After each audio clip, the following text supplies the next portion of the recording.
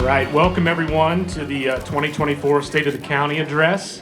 I'm Travis Markwood with the Lancaster-Fairfield County Chamber of Commerce, and it's good to see everyone here. Appreciate everyone coming out today to hear from our commissioners.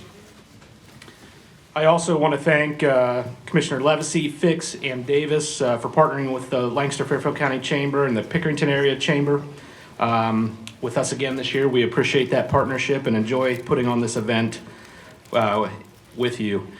Please join me at this time also in thanking our sponsors for today's event. You've seen them scrolling on the screen here, and they're at your placemats at your tables. So let's give them a round of applause, please.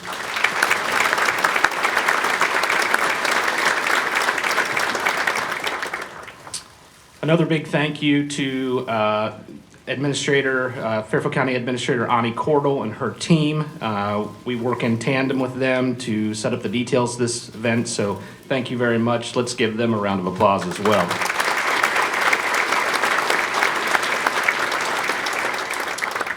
Of course, I'd like to thank also our production partners, Cheers Catering for our lunch today, Interphase Video for helping us out with sound and lighting, and of course, John Coaches, Fairfield County Facilities, and his team for assisting us in making sure everything was perfect for today, not only in here, but the parking out there. I know he had guys out there helping us out, so thanks to all those folks as well.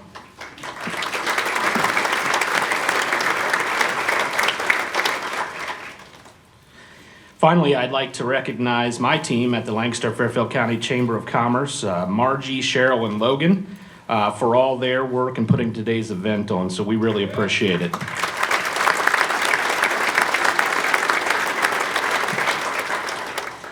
At this time, I'd like to introduce my friend and colleague, Kim Barleg, President and CEO of the Pickerington Area Chamber of Commerce, for a few comments. Good morning, everyone. It's a pleasure to be here today. The Pickerington Area Chamber of Commerce and its business community appreciate the support of the Fairfield County Commissioners, and as always, another opportunity to partner with the Lancaster-Fairfield County Chamber of Commerce. There's so many great things happening in Pickerington right now, and I'm sure we're going to hear more about it here in a little bit. I have a couple quick shameless plugs. First of all, I'd like to introduce our new Director of Membership and Marketing, Joanna Warner. So just wave to everybody. And we are planning our business summit for September 20th, which is a full day of professional development, networking, and a trade show, all under $100. So if anybody's interested, there are flyers on your way out. So at this time, let's take a moment to recognize our elected officials. So if you are an elected official, please stand so that we may recognize your service.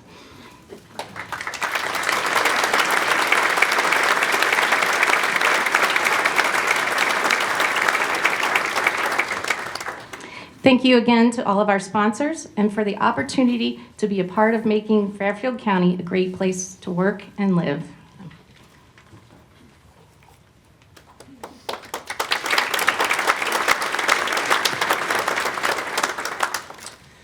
At this time, I'd like to introduce the Sheriff's Department for the posting of our colors. If you'd please stand and join us in the Pledge of Allegiance.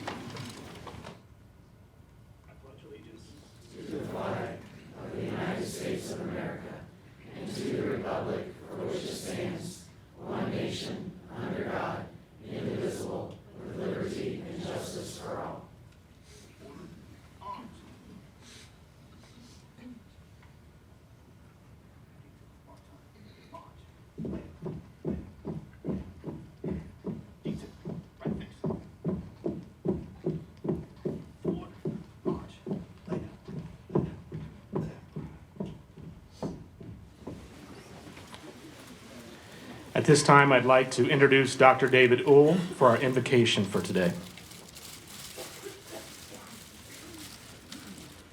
Good morning. I've been asked by the commissioners to bring a prayer of invocation. Please join me should you choose to do so. Father, you are the giver of all good things, and as we reflect, we realize and acknowledge the ways that you have blessed us. We're blessed to live and work in Fairfield County. We're blessed with a county team of over 1,000 people who are committed to serving others every single day. We're blessed with elected and appointed officials who take seriously their responsibilities to serve, connect, and protect. Lord, we thank you today for these people and for this county. Father, we ask that you would continue to bless us in the months and years to come. Guide and direct us as we seek to serve and impact our communities and county. Protect our law enforcement and first responders today. We give you thanks for them. And we pray that you would bless and keep the members of our armed forces and families safe. We remember them in our prayers and thank you for their service and sacrifice as they protect and defend our freedom. We place our trust in you today and ask that you would lead, guide, and direct our paths forward. Bless this gathering and everyone in attendance and all that will happen today. We pray in Jesus' name. Amen.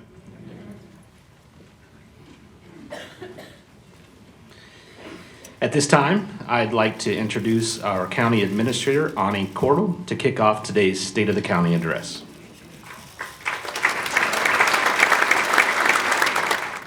Thank you, Travis. And welcome, everyone, and thank you for joining us today. Travis had a long list of thank yous, and I'd be remiss if I didn't thank the Chamber staff and also the Pickerington Chamber for their assistance with this event. It's really kind of awesome standing up here looking out at all of you. We have a full room. Thanks for taking time out of your day to join us. Yeah, let's applaud that. I know Travis or Kim actually recognized all elected officials, but I'd like to take a moment and ask our county elected officials, as well as our department heads, just to stand for a second so we could recognize them. Don't be shy.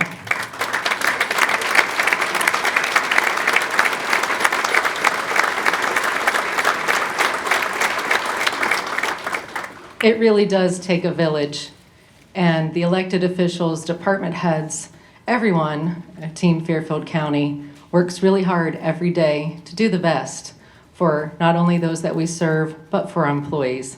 And we're going to just share a little bit about that with you guys today. Today, I'm going to focus on and take a few minutes to talk about the power of your word. What does it mean to keep your word? Keeping your word is an essential component of integrity. Your word is essentially promising to do what you promise, simplistically. According to psychologists, breaking your promise sends a message that you don't value the person whom you gave your word to. It teaches people that they cannot trust you, and in time, those broken promises undermine your credibility. Doing what you promise to do, also known as keeping your word, which is a critical component of any successful relationship. Your word just can't be a figure of speech. If it is, the foundation of any relationship is severely lacking in integrity and is inherently fragile. Most people know someone who claims to keep their word but doesn't often follow through. Those people make promises easily, but quickly disregard the notion of keeping their word either out of insincerity or because they simply didn't take note of it. Not keeping your word every once in a while on a blue moon is certainly understandable, but if you have a history of that type of behavior, your honor is at stake. People quickly learn someone can't be trusted to keep their word, which leads to tenuous relationships and ultimately distrust. Building that trust is much harder than breaking it. That can happen pretty easily. The trust you earn consists of promises kept, both big and small. My grandma always told me, don't make promises you can't keep. Even a younger me was known to overcommit. Keeping your word is not only about respecting others, it's about respecting yourself and leading by example. Almost everyone has a history of breaking promises that you've made to yourself, be it that New Year's resolution or just something you're trying to do on a regular basis. Could be losing weight, cutting back on the number of Amazon deliveries you receive a week. I know somebody like that. Or going to the gym. We should not only keep the promises we make to others, but also the promises we make to ourselves. Your word is golden. Don't break it. After all, if we don't follow our own word, why should someone else trust it? Why the focus on keeping your word? Why am I spending time talking about this to you all today? This afternoon, the commissioners will be highlighting promises made and promises kept. In addition to the regular business of the county, which is pretty big, over the past few years, the commissioners have committed to advancing 3 primary areas: housing, workforce, and transit. Each of the 3 commissioners will look back on recent years and the initiatives that began as either an idea or a problem to solve, and they're going to follow it up today by sharing the amazing progress that has been made while outlining what the future holds. We also want to share the great things that we've accomplished with our strategic plan. The 2022-2024 plan was a major undertaking where county leadership and the community came together to identify priorities.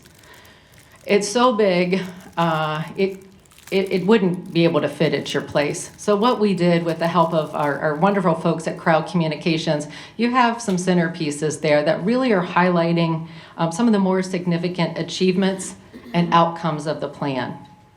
Don't get me wrong, we still have a lot of work to accomplish here, but I believe we're off to an unbelievable start. So take a few moments as you're sitting there and take a look at what we've been up to. But when I say we, it's not me, it's not the commissioners, it's not even the folks here in the front row. It's all of us, because a lot of these things are much bigger than what we as a county entity can do alone. In addition, we're also excited to feature how we invested in our county and our communities with the really unique one-time federal grant funding provided by the American Rescue Plan. You do have another handout there at your seat that outlines those investments that were made in the areas of county operations, housing, social services, infrastructure, and economic and workforce development. Each of those areas tie directly back to our strategic plan. In an era of fleeting promises, those who keep their word stand out as exceptional. I am proud to work with 3 commissioners who are committed to consistently delivering on their word. With that, let's begin with a brief video highlighting the journey we've been on in the area of housing and development.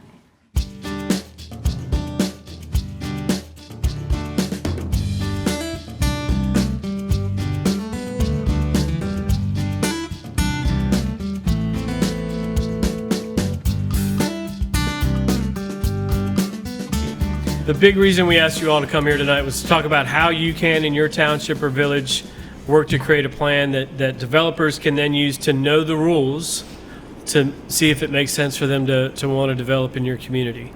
And so that you've got a tool that you have worked with your residents, right? So that there's not that not in my backyard, right? Because it's part of your plan. Over the past 10 years, Central Ohio has added an average of 67 new residents every single day. Every day, 67 new people move into the area. So that pressure continues to push forward, and we're experiencing that in Fairfield County, and that pressure will only be ramped up as the Columbus area continues to thrive. And we all know that construction of the massive Intel project just up the road in Licking County is well underway, and that when that project is done, there'll be tens of thousands of new jobs on that site, and that suppliers for Intel are already looking for space along our northern border and along Route 33. Almost township for township and village for village, the dynamic has changed from, oh no, we don't want that, we don't need that, we don't want growth, to now we know growth is coming, we need to have a plan for it, we need to manage that growth, and we're going to take advantage of it. And the county is here to help make that happen, right? We're not trying to dictate what anybody does. We're not trying to talk about, how land is used specifically. That's up to the township trustees and the village councils and mayors. But we're here to provide support in any way we can. Our plans are looking at the areas that were connected to Village of Pleasantville, City of Lancaster, and those areas where we can bring in some potential industry or growth of residential growth. I think it's going to be okay. I'm really happy with how we're moving, and we are not going to push a lot of multifamily living and that kind of stuff. We're going to push industrial, commercial, local business, and maybe some small housing development areas. But other than that, I think everything's working in the right direction. We have a lot of growth coming, I feel, and we are surrounded by farmland and a lot of people selling right now. So we really want to see light industrial, but additional homes coming in and our village growing. We're very fortunate here in Fairfield County that we've got Tony Vogel as our director. He's got a great team, and our utilities department is growing. We actually service everywhere outside of municipalities. So being in Central Ohio, the housing market in the area has just had us grow. We're at 7,500 customers right now, and probably in the next 5 to 10 years we'll double in size, if not more. We're constantly adapting. We have 3 water treatment plants, 5 wastewater treatment plants, as well as being a resource for villages and townships that need our services to be able to prepare for the development. As we look to the coming economic boom that is already starting to hit Fairfield County, I'll continue to do everything I can to help our townships and villages build their toolbox so that when opportunity comes to them, and it will, that they're really prepared to avoid the mistakes that others have made in the past and to build a great future for their community and for all of Fairfield County.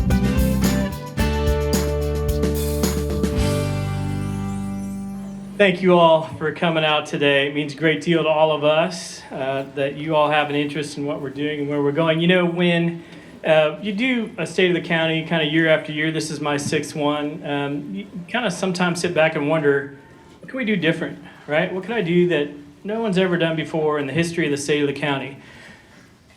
I decided, this kind of hit me a couple weeks ago, that I would wear white tennis shoes. Because no one's ever done that, I'm sure, and I doubt anyone ever will. Thank you, Dan. I appreciate that. We're here today to talk about what we've been doing over the past several years and measuring that against what we set out to do when we created our strategic plan. I know you all have on your table a copy of our strategic plan report card, so we'll talk about some of those things today. But before we get into the what, I wanted to talk about the why. So, when you're elected to office, you're elected to do a job. Many of you know that I have a job in the private sector that I'm going to have to leave here for in just a minute. In that job, I have owners that I report to. There are expectations of my performance. I'm measured against those expectations, and I'm rewarded for my performance when I exceed those expectations. Elected office isn't like that. All of us who are elected countywide have 170,000 bosses. But no one in particular, or even a small group like my owners, that we answer to. There are no clearly defined expectations, and the only accountability we have is that one day every 4 years when our name appears on the ballot. Some of our predecessors figured that the easiest way for them to keep their jobs as commissioners was to stay off the radar and not rock the boat. And in doing that, the bare minimum, it was easy to get reelected because they hadn't done anything to ruffle any feathers or make anyone mad. And since most people don't know what a county commissioner does, they could just get their signs out near election time, and because the voters recognized their name, they'd get reelected. And that worked for them. They did the minimum, kicked the can down the road whenever they could, and kept getting reelected. Many of you also know that I sit on the board of directors for the County Commission Association of Ohio. As a result of being on that board, I get to talk to commissioners from all over the state. And whenever I meet a new commissioner, it seems that more often than not, they're lamenting the fact that their predecessors did just what I'm talking about.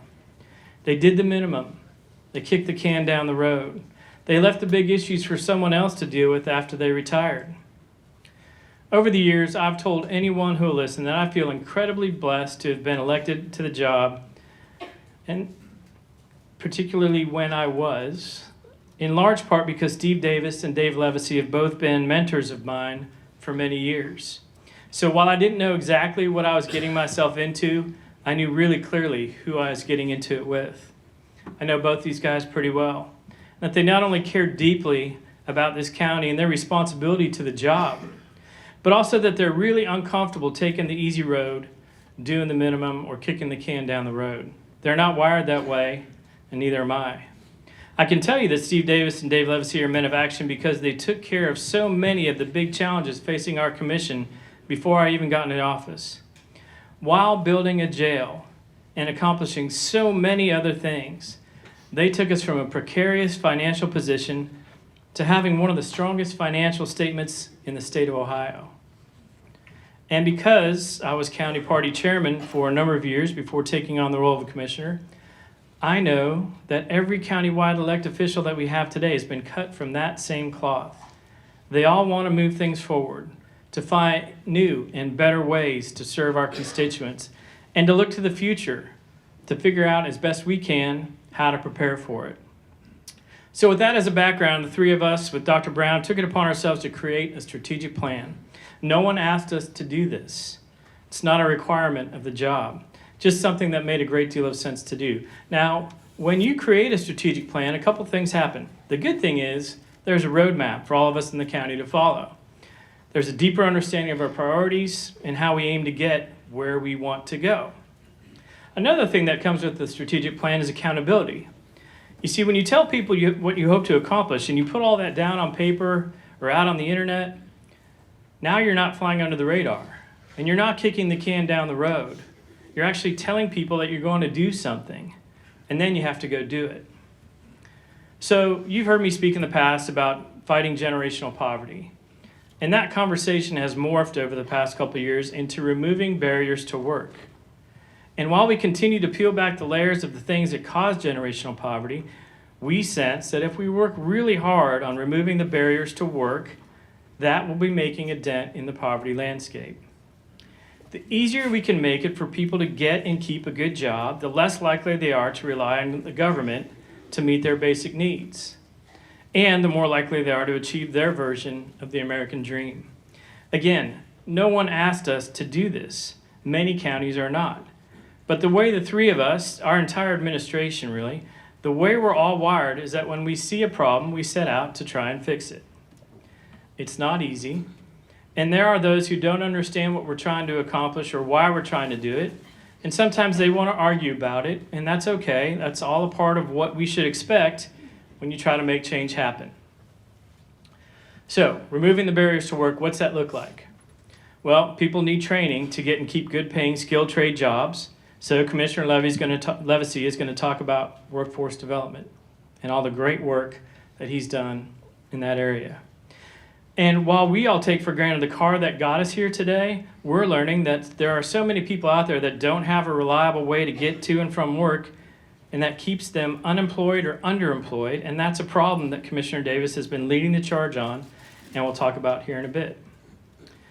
And we know that affordable child care and the benefits cliff are another two issues that keep people from being able to maximize their occupational potential. And we are, all three of us, having conversations at the state level with those who can move the needle on these important topics. And we know that there are many other issues that keep people from achieving their potential, and we will get to those at some point in the future. One of the other things that employers and employees alike told us was a problem is that there's not enough reasonably priced housing in Fairfield County. I've heard one of our larger employers say several times, so we can get people trained up and we can get them a way to work, but they have no place to live. Anyone who's tried to buy a house or rent an apartment in Central Ohio in the last several years will tell you that things have gotten out of control. The cost of housing is far exceeding our ability to pay. So many of our constituents are paying a disproportionate part of their take-home pay, having to cut corners on other basic necessities. Others can't move in to take that great job they want because there's no place to move into. Still others are not moving out of their parents' homes. Our seniors are unable to downsize because there's not a place to go. Or, worst case, people who can no longer afford to pay their rent or their mortgage are going homeless. And the problem is, if you don't have reasonably affordable places to live, then you don't have enough firemen, you don't have enough teachers, you don't have enough nurses, and importantly around here, you don't have enough people who have the skills necessary to fill the blue-collar jobs that are available and necessary to keep our local businesses thriving. And longer term, if those businesses can't find enough labor here to keep their company running, then they'll go where the labor is, somewhere else. So to keep Fairfield County on a forward trajectory, we need to fix the housing crisis. Piece of cake, right? Just build more houses and apartments and the problem goes away. So, and this is the what part of it, realizing that there is a significant issue. This is what your county commissioners have done and are doing as commissioners, as Commissioner Davis likes to say, to ameliorate the problem. The first thing we had to do was to get others, those who can do something about it, had to convince them that there was an issue and that they needed to act. So a couple of years ago now, we put together a housing symposium right in this room, right at this microphone.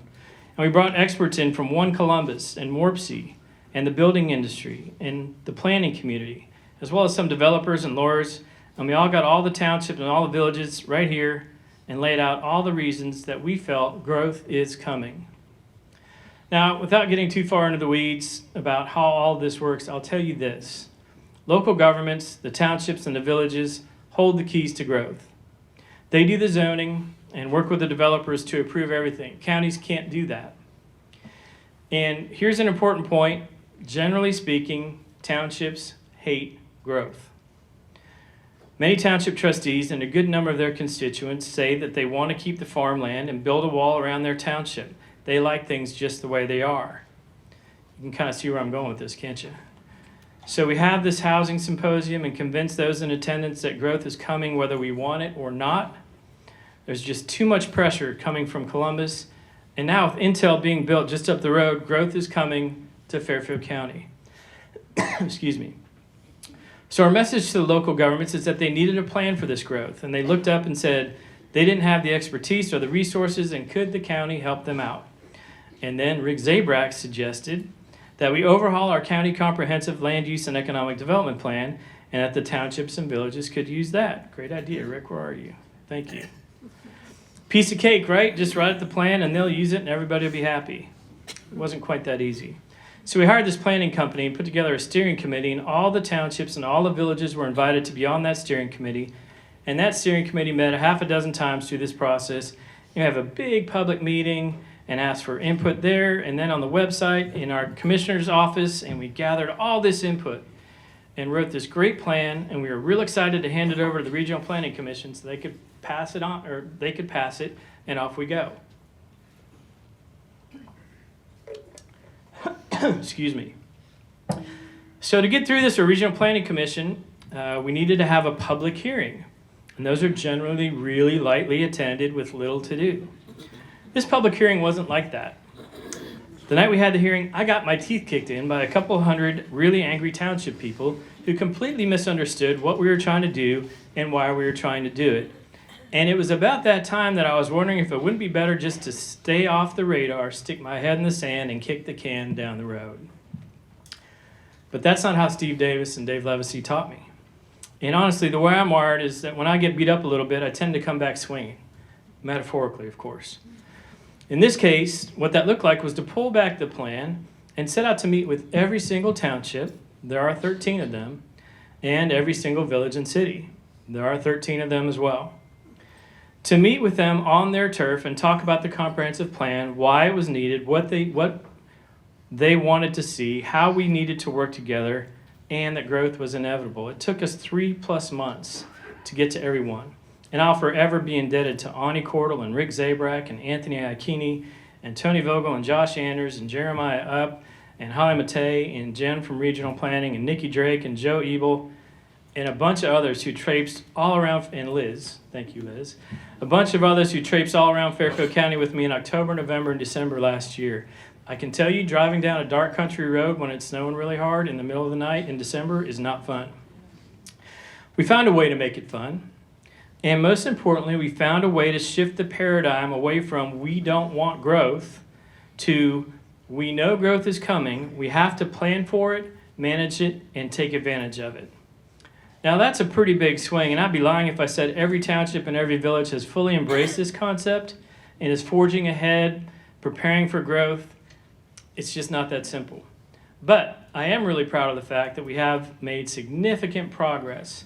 with the majority of the townships and almost all the villages. And what does that progress look like?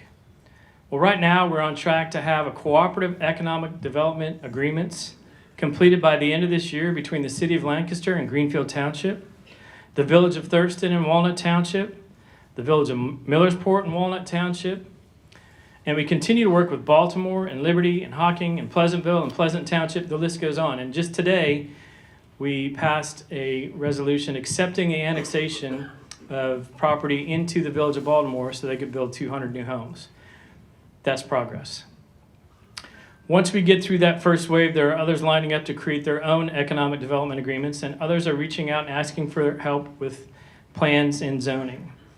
And the big result of all this work will deliver is that we will be preserving the land, saving farmland by building with density around cities and villages, and protecting the taxpayers by using relatively new tax structures that will have the new residents and businesses paying for the impact they will create in their community. And at the end of the day, we'll be building new places for people to live in Fairfield County, from affordable housing to McMansions and everything in between. We'll be adding apartments and patio homes, senior living spaces, condos, single-family housing, and by creating a new supply of all of these types of housing, we hope to drive down pricing to the point that all types of people from all walks of life can reasonably afford to live in Fairfield County. So look, we didn't have to do any of this. In fact, no one else that I know of around the state is. Some are starting to. Several other counties are now using what they call the Fairfield model to get housing moving in their counties. We didn't have to do this. That whole list of people I just named, they didn't have to go out a couple times a week on a cold winter night to sit in what was usually a hostile, started out at least as a hostile environment, to try to move the needle. But they did, because that's what we do in Fairfield County. We recognize a problem, we tackle it head on. We don't kick the can down the road. We don't hide from it. Davis and Levacy taught me that if you do the right things for the right reasons, then the elections take care of themselves. I believe that to be true, and that's how I'm living my life as a county commissioner. Wrapping up here, I could talk about all this housing stuff for hours. Sometimes I do. I know that all the stuff that we're talking about today is neither exciting nor sexy, and that's okay. Government isn't really designed for that, but it is important. What we're doing here, all of us collectively, is making a difference. And at the end of the day, that's why I wanted this job, not to hold on to it for the sake of doing so, but to truly make a difference. I love this job. I love the guys I work with. I love the people I work with. I love what we do, and I thank all of you for providing me with the opportunity to serve. Thank you all very much for being here today.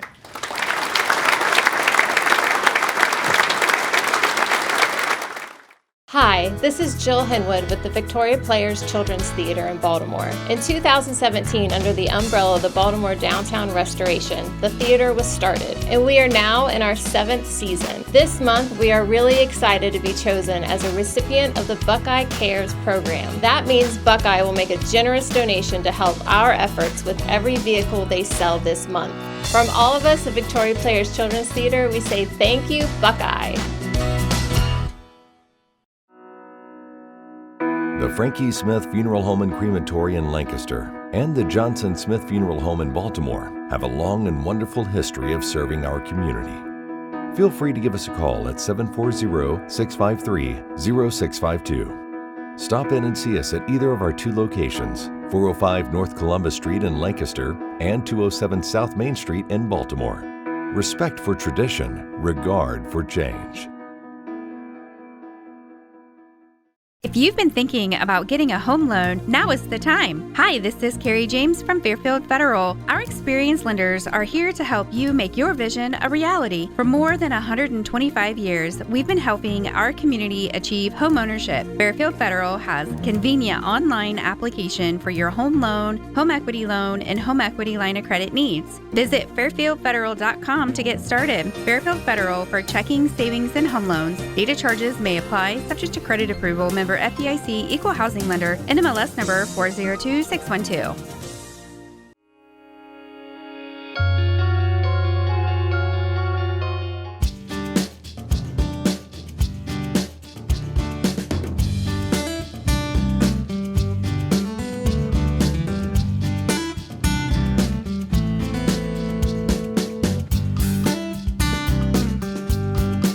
You know, it's for years been all about bringing jobs into Fairfield County, and now we've been really successful in doing that.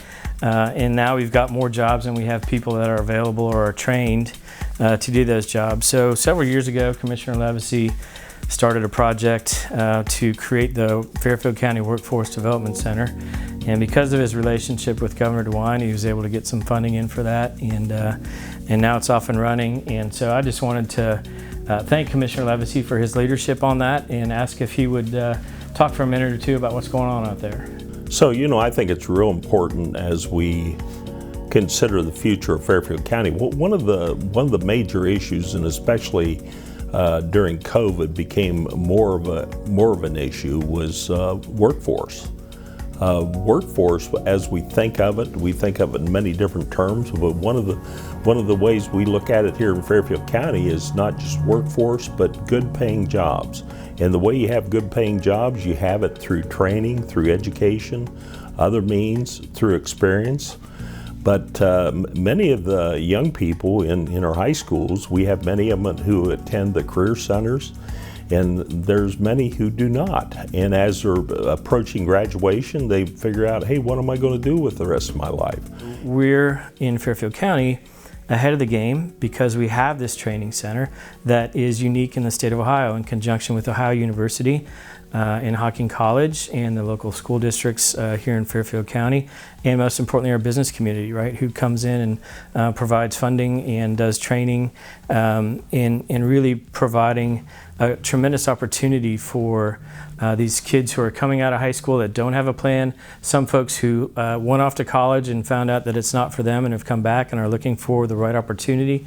It really gives them a great chance to start down a career path. One of the great opportunities we talked about was at our workforce center in upcoming months will be manufacturing for the chip technology. As we talk about Intel moving into the area, people are going to need to be trained in that area, in robotics and in manufacturing, engineering technology. There's just a whole host of opportunities. And the good thing about some of this training, that this will allow the young people to get their foot in the door without the cost associated with a four-year degree. It's so important to build that strong manufacturing base. And when you have companies like Midwest that have been here for all this time, that really helps in doing that. And it helps in attracting other manufacturers like Magna International. They're one of the largest auto parts manufacturers in the world. They're continuing to grow, and they've seen the benefit, that a lot of our, manufacturers have already seen here, and that's why they're here. We're no longer a secret anymore. I have learned 100% of everything that I'm doing right now from this school, and if I wouldn't have came here, I wouldn't be in the position that I am right now.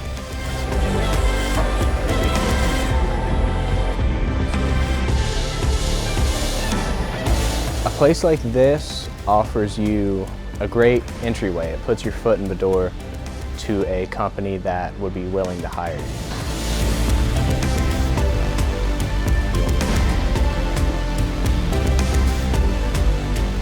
I got blessed with this job and I'm able to build a career out of it. Currently I'm an apprentice, but you can go up to a class 1, 2, 3, and 4. Each one has more money in it.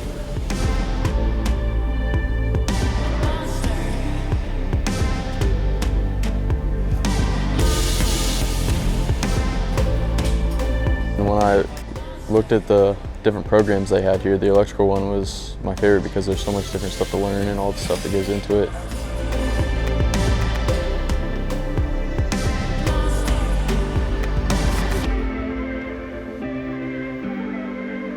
I enjoy being here. I wake up every morning excited to come in.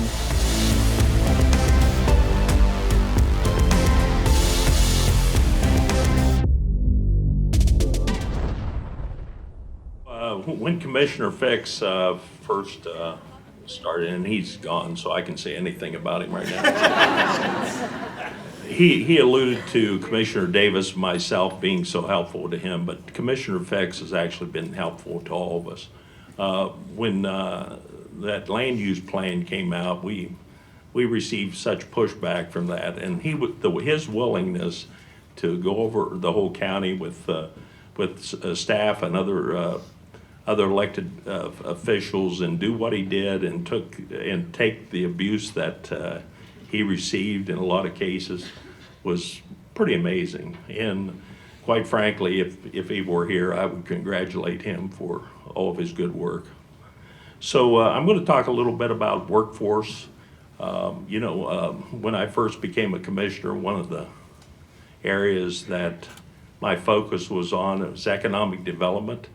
And when you talk about economic development, in many cases you think, oh, we'll just get a business to come to Fairfield County and all will be good. Well, it's much more complicated than that.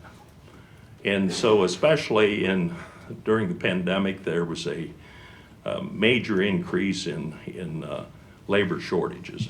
And so then our focus changed a lot.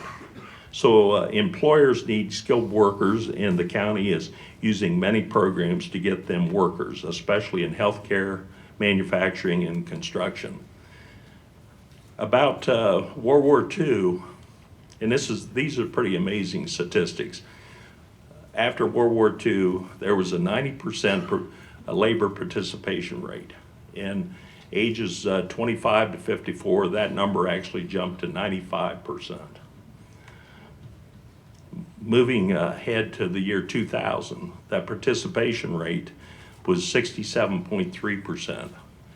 And then in 2015, it fell to 62.4%. And during the pandemic, it fell to 60.8%. So as you look at from 95% or 90% down to 60% participation rate, what's going on?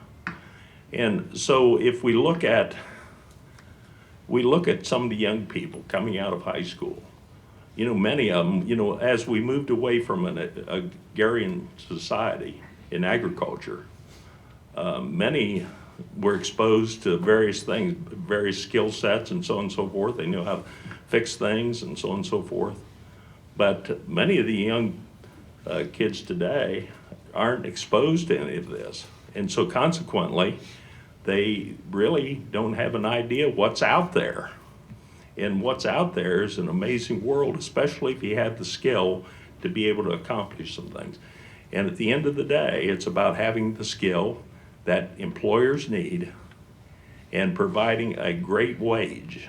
And with that accomplishment, you can do amazing things. You can afford to buy a house, you can afford to raise a family, and so on and so forth. So it's all about that. So build interest with students at a young age, show them career opportunities, train them, get them to local jobs, and celebrate them and their accomplishments, because it is something to be celebrated. So there's 4 key areas that I would like to focus on. Summer camps at the Workforce Center. So then career readiness. When you, I'm an employer, besides being a commissioner. So I've had young people come in and apply for a job, and they have no idea how to do that. They don't present themselves well, and so the first thing, it's kind of a turnoff. So that career readiness is very important. They know how to prepare a resume. They know how to present themselves. They know that it's important to show up on time. Today it's not, some of the young people think it's okay not to show up to work 10, 15 minutes late, but it's not okay. So it's very good that they be instructed on how to do that. And then workforce center programs, and then signing day. And I'll talk about all 4 of these. So first of all, summer camps are free, and we all like free, right? So more than 400 students have gone through summer camps in the past 2 years. Partnerships with Ohio University, Hocking College, Community Action, Pickerington Schools, Eastland Fairfield Schools, and Lancaster Schools. And we have some fine folks here from OU, as well as Hocking College, as well as Lancaster City Schools and Pickerington Schools. And there's 6 other school systems within Fairfield County. And I want to thank each and every one of them, because without that collaboration and cooperation, none of this would work. So building interest for junior high students in career through robotics, builder camp, healthcare system, and girls STEM. So interns from Ohio University Engineering helped at camps throughout Ohio. And they said our camps were the most organized, most fun, and they couldn't believe it was free. Thank you, Rick. This year, there were 2 students that were in camp, and they said they were the only here because their parents made them come. The instructors that week wanted to make the camp extra fun, so they made a shark day where students made sharks out of recycled paper. Everyone wore shark attire. They had shark drinks. I don't know what that would be. At snack time. These 2 boys loved it, and by the end of the week, signed me up for next week. So career readiness, and we talked about that earlier. More than 1,000 students have received career readiness endorsement since it started 6 years ago. And that, we're talking Fairfield County. We have 4 career navigators funded by the school and the Fairfield County 33 Alliance who work with seniors to start career right after high school. Great examples. Student from Amanda, Clear Creek, weren't sure what they wanted to do, so the career navigator helped him pass his test with the sheet metal union, and he got a job right out of high school. Workforce Center programs. 81 students have graduated with skills last year in healthcare, manufacturing, construction, water, wastewater, and electrical. Now, what's very important about this, these are skills that nobody can take away from these young people. And that will provide a way forward to have a good paying job in the future. Michael McCormick, who was homeschooled, his first classes in a group setting were 3 years ago at the Workforce Center. His senior year, he was shy and nervous, and when he started, but he received his HVAC credentials and got a job with a local heating and cooling company. He has done so well that he actually spoke at last year's graduation in the recognition ceremony. And I believe he's actually had a promotion since then. So David Randolph from Bern Union was also an HVAC student. He finished his training his first year, got a job, and continued training with Hocking College towards his degree. Today we have David with us. David, would you please stand?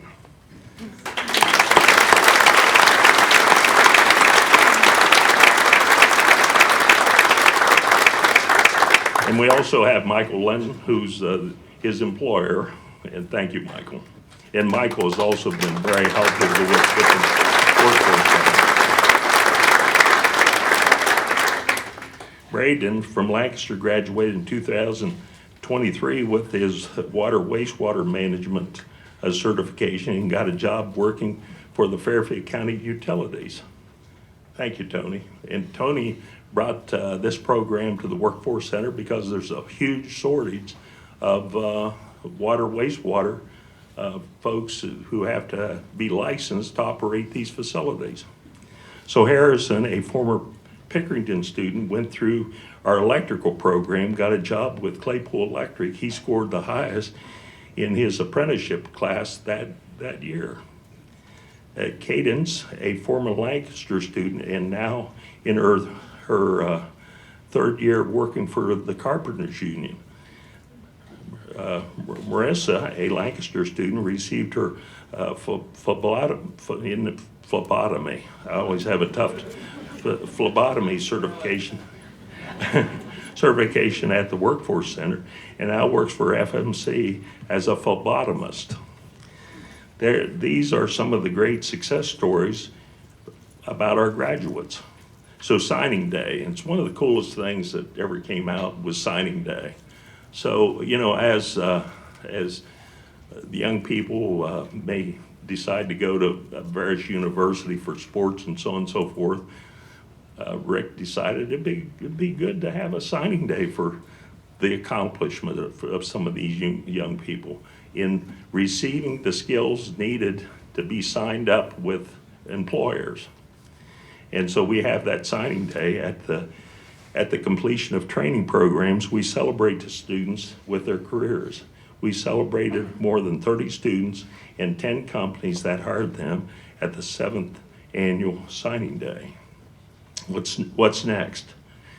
And again, our partnership with High University, engineering technology lab build-out will be completed in October with equipment and a total investment of about $3.5 million. And you know, obviously, Central Ohio is becoming a tech center, if you will, because I think with Intel coming in, this is just the beginning. I can't imagine what it's going to be like in the next 10 years. So we need to fill these jobs in advanced manufacturing. OU's engineering tech program is housed at the Workforce Center, and enrollment last year was below 10 students every year. This fall, there are 22 students enrolled. Students will be able to take a one-year program that can lead to a job at Intel. So building out our healthcare lab space, we'll have a respiratory therapy program and a steno program. That's a state tested nursing assistant program, along with new spaces for our phlebotomy lab. I'll get that one of these days.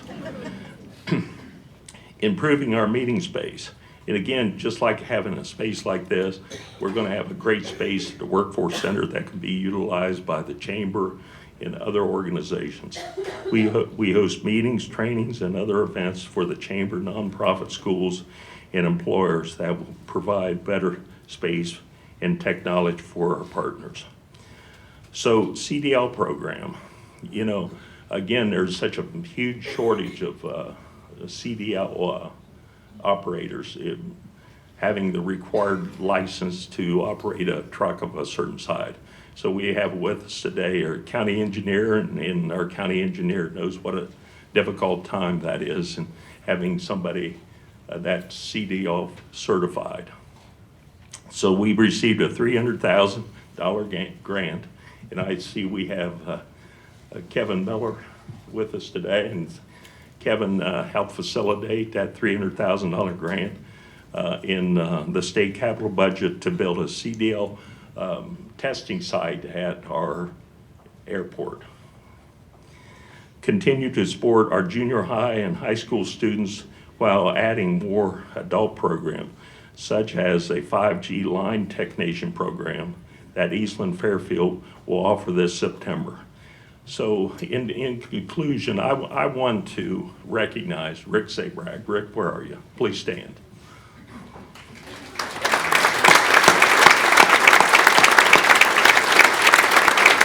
So it's just not Rick. It's just like not Dave Levacy or Commissioner Davis or Commissioner Fix. It's all of us working together to make Fairfield County a much better place. And Rick Zabrag and his staff and the people he works with are amazing people, and their dedication to making Fairfield County a much better place. Great job, you guys. Thank you, thank you, thank you.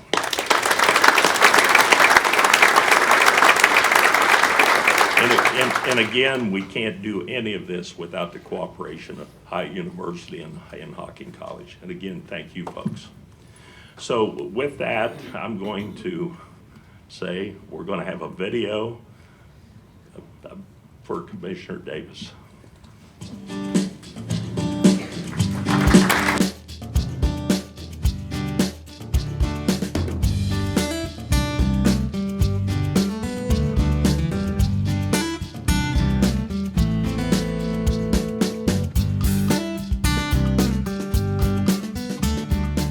As folks may know or may have heard, I don't know, about a month ago, I became an Uber driver. I thought I knew a little something about Ubering because I've Ubered so much. You know, and I'm usually in some other state just doing something fun. I've Ubered to a lot of really neat places, and I thought that's what Ubering was. And then I started doing it here. And I've only taken 91 trips so far, but that's not what people are using Uber for here. They're just trying to get to work.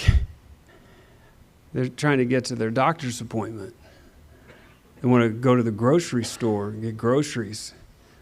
Or they want to go to school or maybe a training center where they're trying to improve their situation. I'm kind of that creepy Uber driver who asks you a lot of questions. Because I want to talk to these people. I want to know, why are they making a good choice? I mean, I'm taking folks to Burger King and McDonald's and Panera and Scramblers for their shift. And they're paying $15, sometimes $20 to get to work. And I'm sitting there thinking, well, that's probably their first hour and a half, 2 hours, gone. Just trying to get to work. 2,100 people each quarter call Lancaster Fairfield Transit for a ride that are denied service. It's like 700 people a month. And so I'm on this path and I'm trying to figure things out and I'm trying to learn and I'm getting it from so many different directions, from employers, from medical providers, from school systems. We're not where we could be in terms of helping folks with this impediment. I'm Fairfield County Commissioner Steve Davis, and as you can probably tell from the shot here, we're on a Lancaster Fairfield County Transit bus.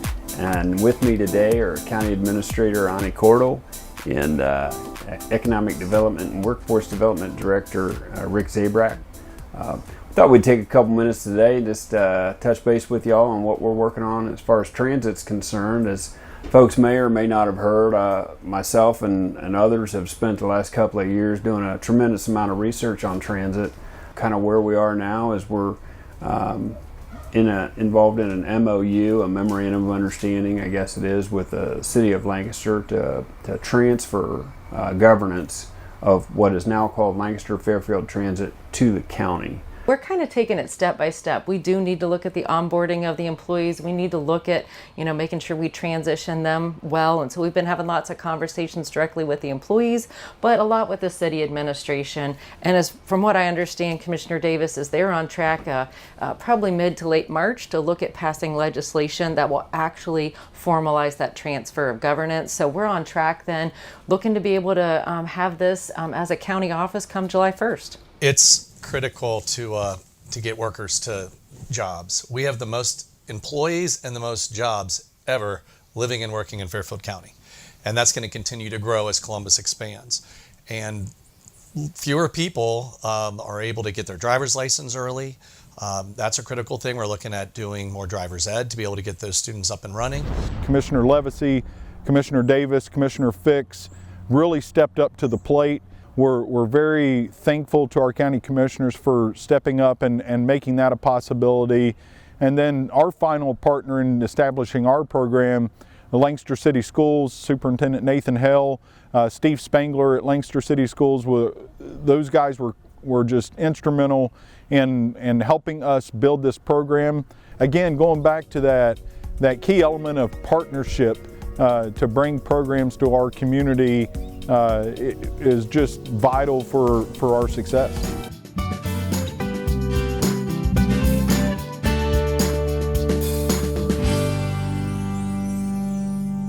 I'm reminded that when Ani and staff mentioned to me last year that they were planning to move the state of the county from the Wigwam in Violet Township here to the Liberty Center, I emphatically said, well, all right, take 100 off your attendance because Wigwam's a really special place, the best event center in the county, and this isn't.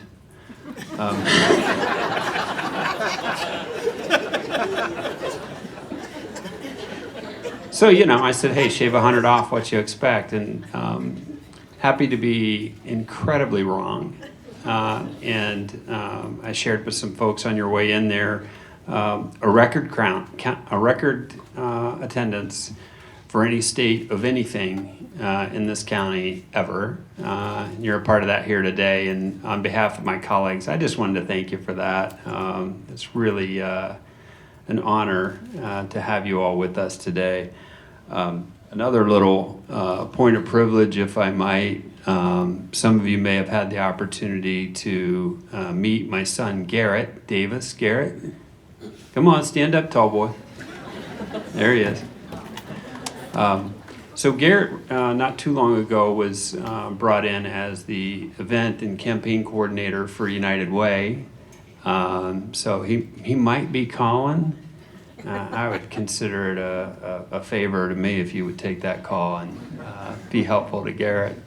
Speaking of United Way, it's a little funny footnote thing, but a long, long time ago, I was on what was called the review board. It's like a sub-board of the main United Way board. And the review board kind of goes out and talks to the agencies to evaluate their need and their, you know, inputs and outputs and kind of the metric by which United Way would judge them.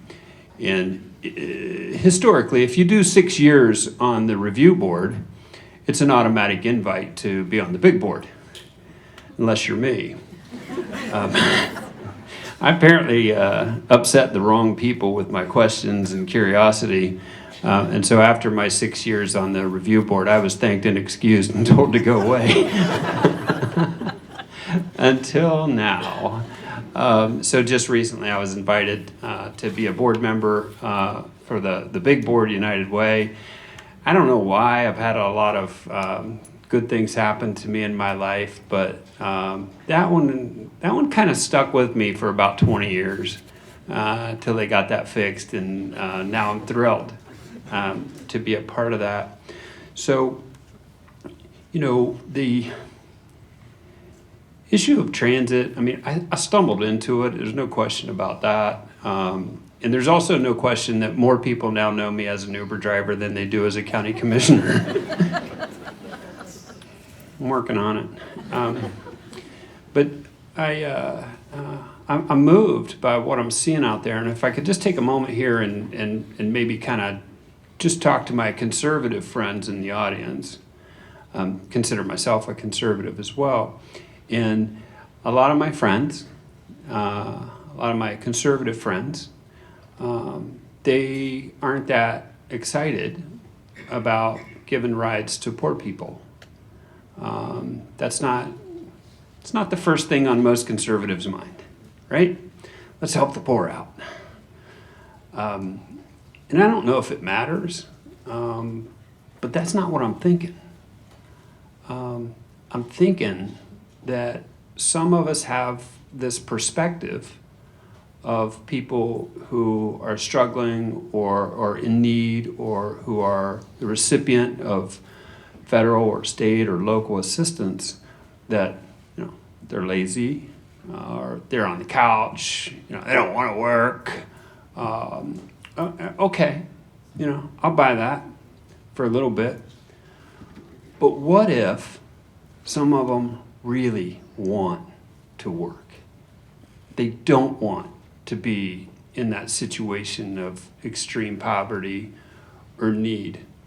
What if they're trying to fight their way out, you know? And that's really where I think I and my colleagues are coming from in terms of all of these efforts that we're talking about today, helping folks get the skills they need to get to work, trying to figure out if we can influence the price of living, and then how are they getting to or from work? And you know, it's such a mind-opening experience. I think I mentioned in the video there that at that time I had 91 trips. It's somewhere north of 500 trips now.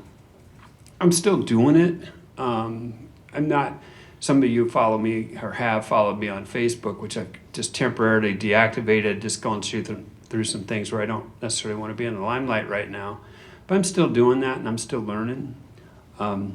Since those remarks were made a couple of years ago, everything we said we were going to do has happened. And July 1st, the county accepted Lancaster Fairfield Transit from the city of Lancaster. Want to give a shout out to our partners, the mayor and Service Safety Director Woody and Lancaster City Council and all those folks for cooperating with us on the transfer of that department to the county. I think it makes a lot of sense. It's a countywide operation and will be even more so. And so asking a city to manage a countywide operation is a little bit of an odd duck, so we're not going to do that anymore. We'll do it ourselves. And we're working on multifaceted fronts to try to improve the transportation situation. You notice there in the video we were able to help a couple of school systems reinstate driver's ed. Again, I didn't know what I didn't know, but when I was young, I'm 60 years old now, everybody wanted their license as soon as they could get it, right? I rushed out and scraped up $325 for a 1967 GMC pickup truck so that I could have something to drive because I wanted to work. And I got a job as soon as I turned 16. I had my $325 truck. And all my friends, everybody I knew, that they couldn't wait to get out there and drive and get that car. So in my 16-year time frame, it might have been like 80 or 85% of kids that were turning 16 getting their license. That number's down in the 50s now. I mean, to a certain extent, you say, well, yeah, things change. It's a choice. People are making a different choice now, and they are. But then you're 16 years old. You don't have your driver's license, and you know, are you working or not working? Do you want to work or not work? And you know, for a lot of people, and again, I know I'm talking to an audience that drove here. I know I'm talking to an audience that's working. I know you folks have vehicles, and I understand if a little part of you says, well, that's not me. I'm fine. And I'm glad you are. I hope you are. I'm asking you to take my word for it. There's a whole bunch of people that aren't fine. And if some of those folks who are currently in need and recipients of significant sources of aid from different governments, if we got them just a little start there, a little way to get to work, a skill that they could deploy when they get there, and if we take care of some of these things, I think it moves the needle. It moves the needle in a way that isn't in the Ohio Revised Code in terms of what county commissioners are supposed to do. What are we supposed to do?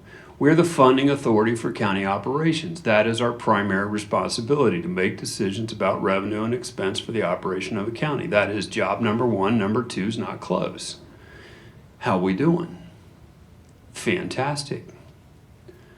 While we're accomplishing all the things that you're aware of, some of which have been touched on today, time would not permit us to go through them all, but while we have knocked down so many dragons and torn down so many walls and bought so many buildings to get out of rent. The county had like 20 situations where we're renting buildings from people. We're down to like one now, and we're going to fix that one too. Because if you look at the long horizon of our revenue and expense curve and you plug rent in, that looks one way, and if you do that same thing and say, well, now we own everything, what's that look like? It improves it. Speaking of improving out years, some of you folks may have noticed, may have not even liked. As you drove in this complex today, you may have noticed a solar field adjacent to the BMV shop. Not a terribly popular looking thing. Why did we do that? Well, it's a pilot project. It's a building that has a lot of computers in it and a high electric usage that presented itself as an opportunity to pilot a solar field adjacent to it. And we're now currently monitoring those numbers, the math of the situation. What are we producing? What's our electric bill now? You know, what's the offset? What was the cost of the investment? And we're piloting that to see if that is a viable approach to trying to impact the out years of our current $3 million a year expenditure on electricity. Well, can we do anything to mitigate that cost in the future? And we can, we think, but we're just trying it out. We'll see how it works, and if it is productive and profitable, then it would be carried on. If it turns out just to be a pilot project that doesn't go anywhere, then so be it. But the math and the data will dictate that. We're not trying to save the world. We're not trying to reverse climate change or any of those. It has nothing to do with any of that. It has to do with a prediction that the price of electricity over the next 20 or 30 years is going to skyrocket.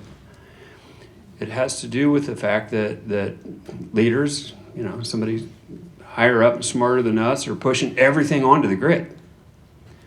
That's demand.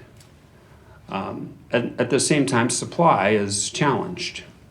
You know, we don't want this kind of supply, or we don't want that kind of supply. So, you know, building demand onto the grid, challenging supply to the grid. I don't know. I suppose if Adam Smith were here today, he would say, yeah, prices are going to go up by a lot when you do that. And so what will happen is that the price and cost of electricity will be offset by that array. It'll just keep improving every year for the next 20 or 30 years. So I think that'll turn out well. But my point being is, you know, we're making incredibly sound fiscal decisions that has resulted in current situation, rough numbers, but I think our general fund has more than $40 million cash on hand. That's a new record.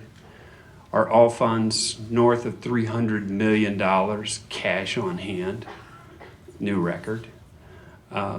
Lowest sales tax rate in Central Ohio. So for those of you thinking, oh yeah, I know how you got all that money, you taxed this. Oh yeah, lesser than anybody else in Central Ohio got taxed. So we're proud of that. Last point, I guess, to a certain extent, on this transit thing and us taking over transit and trying to improve that, Aaron Kennedy promises me this can all be done. You would think, because if you know me, you know that I don't lack for confidence. But I don't know if we're doing the right thing. I can't know that for 100%. We should do this or we shouldn't do that. You make your call and you move forward. I feel really good about this decision. But that's well short of being 100% confident that this is all going to turn out famously. We'll see. But I think we're doing the right thing. And, you know, I think in the past year, about 100,000 people called transit for a ride in the past year and got one. That's an extraordinary number of people in need. During that same period of time, that on-demand service was dramatically improved. I saw it in my research in terms of my Uber driving experience. The number and types of calls that I'm getting is changed. It's a little different now. You know, if I go back 2 years ago, 80% of my trips would have been local, just getting to and from work or the doctor's office or school or something. And then in more recent experience, 80% of my trips are out of town. It's flipped over. just in that short period of time. I can't say 100% where those people went or why they're not calling Uber anymore, but I think it's because they're calling transit now, and actually somebody's picking up the phone, they're getting a ride. So I think that's a good thing, and I'm excited about it. I'm encouraged, and I look to a point in the future when Rick Zabrak is going to come before the commissioner's office after a visit with NUCO, and he's going to tell us, how bowled over they were by having a workforce center where their people could be trained when they move in here. How excited they are about us having a transit plan that takes into account what our major employers need and making sure people can get there and back from work. And our thought is that some NUCO or another, or maybe more, is going to be moved by some of these efforts to create an environment where they can operate in and succeed and meet all of their needs, so that our folks have a better shot at getting a job and starting to create their little slice of the pie, So excited to also announce that we don't know what to name it. So somewhere on your table, there should be a barcode or something there, a way for you to participate. Yeah, someone's showing me one there. We have a couple things. Today is day one of our effort to rebrand Lancaster Fairfield Transit, which would include a name change. We're taking all comers in terms of potential names for the transit organization. We'll probably throw all of your ideas out and pick our own. I don't have any ideas. That's not true. I really need help on this one. So if you could jump in on that, if you have any great ideas, I'd be happy to take those into account. Was I supposed to say any more on that, Ani? Well, what's the winner get? I don't know. Do you? So you'll get a 1-month ad on the bus for like a personal, happy birthday, or we love our county commissioners, or whatever. Yeah, and Rick just mentioned something there, advertising on the buses. That has kind of fallen down a fair amount from where it used to be. So right now, there's one advertiser, Project Fort, which is basically a county operation. So now our only advertiser on the buses is us. We're paying ourselves. It's a little funky. But I've been in some meetings, and I know that there's some work being done on that to try to recalibrate that to create another revenue stream there associated with advertising on the buses. Took a bus out here today. We had a couple of buses that were lined up in the downtown area to help get people out here and help with parking a little bit. Shout out to those golf cart driving guys, right? I mean, I saw a couple of people took advantage of that. So I hope you all had a good morning. I don't know if are we on time? We're early. So I had mentioned to a number of people when I got to say hello to you on your way in that we would be on time and tight today, and we are on time and we are tight. Your county's running great. And I really appreciate you all being with us today for a record State of the County address. You're not being chased out. There's a tremendous number of people here that you might want to interact with or say hello to, and I encourage you to do that.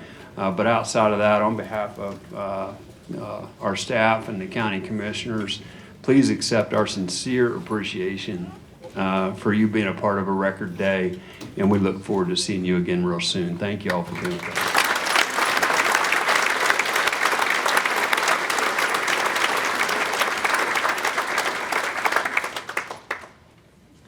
All right. Really appreciate our county commissioners and that address today.